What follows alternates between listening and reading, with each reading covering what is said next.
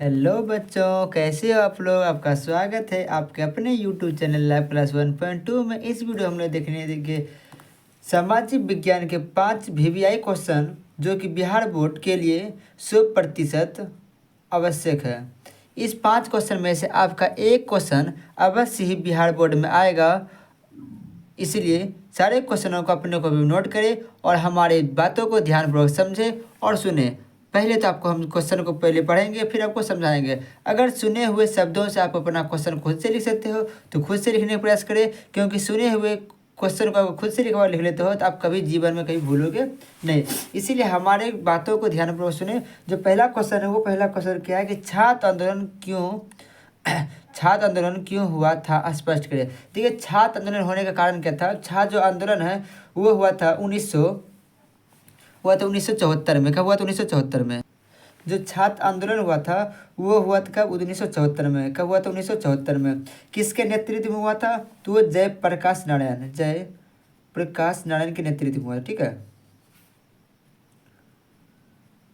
जयप्रकाश नारायण के नेतृत्व में हुआ था। इनका देखिए होने का कारण क्या था। 1972 में जब इंदिरा गांधी प्रधानमंत्री बनी तो उन्होंने बनने से पहले, जब 1972 में इंदिरा गांधी प्रधानमंत्री बनी तो बनने से पहले इंदिरा गांधी ने भारत के जनता से बोले थे कि प्यारे जनता, भोली जनता, हम आपसे वादा करते हैं कि हम जब प्रधानमंत्री जी बनेंगे तो भारत में गरीबी दूर करेंगे, महंगाई दूर करेंगे, किसानों का कर्ज माफ़ कर देंगे, छात्रों को अच्छा भोजन मिलेगा, छात्रों को अच्छी शिक्षा मिलेगा।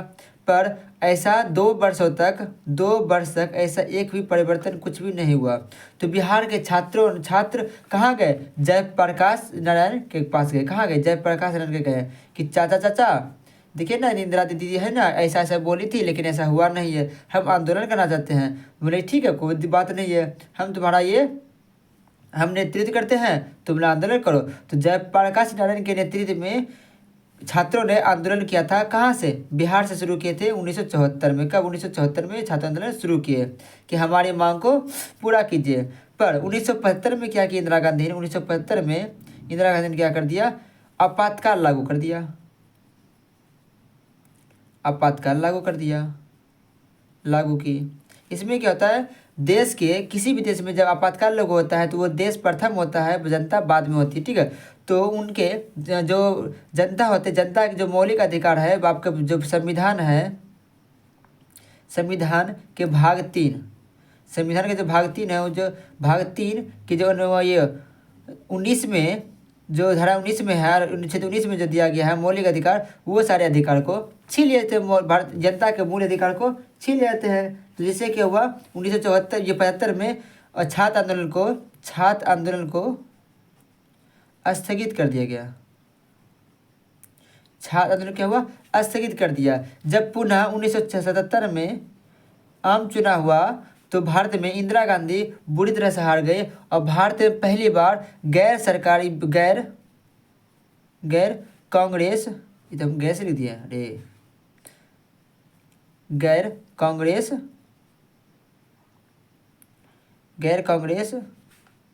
प्रधानमंत्री बने। आई होप कि क्वेश्चन को आपको समझ आ गया होगा। देखिए लिखना कैसे है, इसमें आपको लिखना है कि देखिए हमने पहले लिख दिया है। ठीक है, इसको किस तरह लिखना है, तो इसको लिखना है छात्र आंदोलन 1974 ईस्वी में जयप्रकाश नारायण के नेतृत्व में हुआ था। छात्र आंदोलन होने का मुख्य कारण यह था कि जब इंदिरा गांधी प्रधानमंत्री पद के लिए चुनाव लड़ रही थी तो उस समय वे भारत की जनता से यह वादा किए थे कि जब मैं प्रधानमंत्री बनूंगी तो देश की गरीबी दूर करूंगी, छात्रों को अच्छा भोजन और अच्छी शिक्षा मिलेगी और महंगाई दूर करूंगी। पर जब वे 1972 में प्रधानमंत्री बने तो पूरे देश में ऐसा एक भी परिवर्तन नहीं हुआ था। ठीक है, एक ही बनी तो पूरे देश में ऐसा एक भी परिवर्तन नहीं हुआ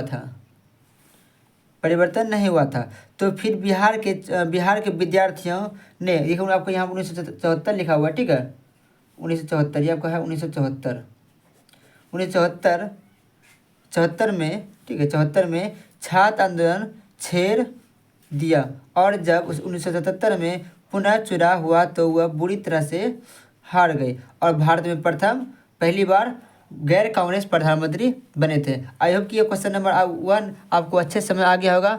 इसका स्क्रीनशॉट ले। अब हम बढ़ते हैं क्वेश्चन नंबर 2 की ओर। देखो क्वेश्चन नंबर 2 में क्या है, तो क्वेश्चन नंबर आपका 2 में ये है, क्वेश्चन नंबर 2 है कि राजनीतिक दल को लोकतंत्र का प्राण कहा जाता है क्यों। जो राजनीतिक दल है लोकतंत्र का प्राण कहा जाता है क्यों। तो देखिए इसका राजनीतिक दल को क्या होता है, देखिए जो आपका जो विधायक होता है, ठीक है, जो कार्यकर्ता हो किसी दल के रहते हैं उसे क्या बोल रहे थे, राजनीतिक दल कहते हैं, उसे क्या कहते हैं, राजनीतिक दल। तो राजनीतिक दल वाले लोग ही देश के हर शहरों में, गांव में, कस्बे में जा कर के रहते हैं और वहाँ के लोगों की समस्या को लेते हैं और उस समस्या को सरकार तक पहुँचा करके उस समस्या का समाधान करवाते हैं। इसीलिए लोग ये राजनीतिक दल को लोकतंत्र का प्राण कहा जाता है, क्योंकि राजनीतिक दल है और लोकतंत्र के बीच कड़ी का काम करती है। तो इसको देखिए लिखना कैसे, इसको लिखना आपको है कि राजनीतिक दल को लोकतंत्र का प्राण कहा जाता है। यह कथन बिल्कुल सत्य है, क्योंकि राजनीतिक दल जनता के समस्या को सरकार तक पहुंचाती है और उस समस्या का समाधान सरकार से कराते हैं। मान लीजिए किसी गांव में सड़क की अच्छी सुविधा नहीं है तो उस गांव के लोग राजनीतिक दल वाले को बताएंगे और राजनीतिक दल वाले उस समस्या को सरकार को बताकर उसका समाधान करवाएगी। राजनीतिक दल और लोकतंत्र के बीच कड़ी का काम करती है। यह सभी बात से यह तात्पर्य निकलती है कि राजनीतिक दल लोकतंत्र का प्राण है। आई होप क्वेश्चन नंबर 2 भी आपको अच्छे से आ गया होगा। इसका स्क्रीनशॉट ले ले। अब हम बढ़ते हैं क्वेश्चन नंबर 3 की ओर। आपका क्वेश्चन नंबर 3 है। क्वेश्चन नंबर 3 क्या है, आय का गरीबी के साथ क्या संबंध है। क्या है, आय का गरीबी के साथ क्या संबंध है। और ये आपका बहुत वीवीआई क्वेश्चन है, इसे अपने कॉपी में जरूर नोट कर लीजिए। देखिए आय मतलब क्या होता है, रुपया पैसा। आपके गांव में बहुत सारे लोग बोलते हैं कि हमारे घर का आर्थिक स्थिति बहुत खराब है, अर्थात मतलब कि उसके घर में पैसा नहीं है, गरीब है, तो उनका आय क्या है, बहुत कम है। उनके घर में जो पैसा आता है वो कम है, इसलिए वो कैसे हैं, गरीब है। तो आय का गरीबी के साथ क्या संबंध है। देखिए किसी घर का अगर आय जो है बहुत अगर कम है तो वो लोग कैसे रहते, गरीब रहते हैं। उनका रहना खाना पहना बोलना चाल व्यवहार सब कैसा होता है, थोड़ा बहुत ही दयनीय होता है। बहुत कैसा होता है, दयनीय मतलब बहुत ही खराब होती है। दयनीय अर्थात क्या होता है, बहुत ही खराब होती है। लेकिन जिस घर का आय बहुत ज़्यादा रहता है, बहुत अच्छा पैसा आता है, उनके घर में आय, नौकरी करने वाले हैं, तो उनके घर का रहन सहन बोली खाना पीना सब बहुत ही अच्छा होता है। तो जिस घर का आय कम रहेगा वो कैसे रहेगा, गरीब रहेगा। तो आय का गरीबी से तो बहुत बड़ा संबंध है। क्या है, बहुत बड़ा संबंध है। उसी प्रकार देश में चले जाइए तो जिस देश का आय जो है वो कम रहता है वह देश गरीब देश है, और जिस देश का आय अच्छा रहता है वह देश अमीर देश है। तो इसको लिखना कैसे है, इसको देखिए आपको लिखना है इस तरह से, आय का गरीबी के साथ बहुत बड़ा संबंध है, क्योंकि हम आप सभी लोग सामाजिक प्राणी है और अपने समाज में देखते हैं कि जिस परिवार का आय कम है उसका रहन सहन खान पान अच्छा नहीं रहता है, तथा जिस परिवार का आय अधिक होता है उसका रहना खाना पहनावा बहुत अच्छा होता है। उसी प्रकार जिस देश का राष्ट्रीय आय अधिक होता है वहाँ के लोग का रहन सहन खान पान अच्छा होता है और देश विकसित देश कहलाता है। उसी प्रकार जिस देश का राष्ट्रीय आय कम होता है वह देश अविकसित देश कहलाता है। इससे यह साबित होता है कि आय का गरीबी के साथ बहुत बड़ा संबंध है। इसका भी स्क्रीनशॉट ले ले। अब हम बढ़ते हैं क्वेश्चन नंबर 4 की। देखिए क्वेश्चन नंबर 4 में क्या है, क्वेश्चन नंबर जो 4 है ये आपका मोस्ट वीवीआई क्वेश्चन है। ये आपके बिहार बोर्ड में 100% गारंटी है कि यह क्वेश्चन आपसे पूछा ही जाएगा। तो इसे अपने को जो नोट कर ले। क्वेश्चन क्या है, फ्रांसीसियों का वियतनाम में व्यापार करने का मुख्य उद्देश्य क्या था। तो इसको थोड़ा समझते हैं। जो फ्रांसीसी थे उसका कहाँ पे, वियतनाम में। जो फ्रांसीसी सैनिक थे, ठीक है, जो फ्रांसीसी सैनिक थे उनका कहाँ पे, वियतनाम में। कहाँ पे, वियतनाम में छोटा सा देश है। वियतनाम में व्यापार करने का, कहाँ पे, व्यापार करने का मुख्य उद्देश्य क्या था।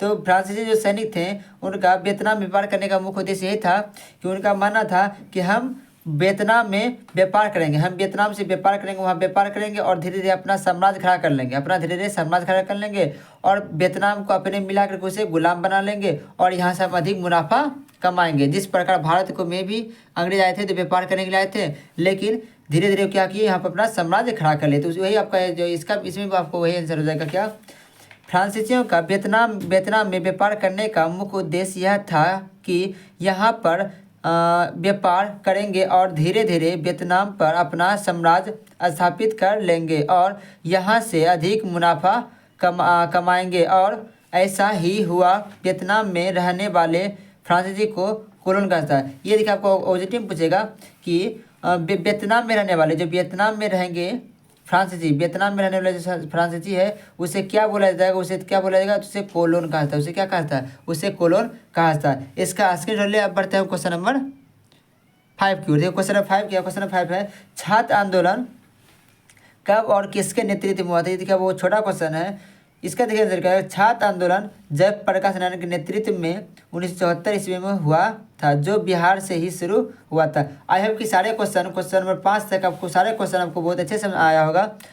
अभी तक अगर वीडियो को लाइक नहीं किया तो वीडियो को लाइक कर दे और अगर चैनल पे पहली बार है चैनल को सब्सक्राइब कर दे एवं जो बेल आइकन है बेल आइकन को भी दबा दे, जिससे कि नए वीडियो का नोटिफिकेशन आपके पास सबसे पहले पहुंचे। और ये अपने दोस्तों में भी इस वीडियो को शेयर करें, जिससे कि इस वीडियो का आनंद वो भी ले पाए जिस प्रकार से आपने इस वीडियो का आनंद लिए हैं। नेक्स्ट क्वेश्चन में भी हम 5 क्वेश्चन को देखेंगे, जिससे कि एक क्वेश्चन आपके बिहार बोर्ड में जरूर रहेंगे। तो हम हर वीडियो में 5-5 क्वेश्चन को लेकर चलेंगे, जिसमें कि 5 में से आपका एक क्वेश्चन बिहार बोर्ड में आता ही जाएगा।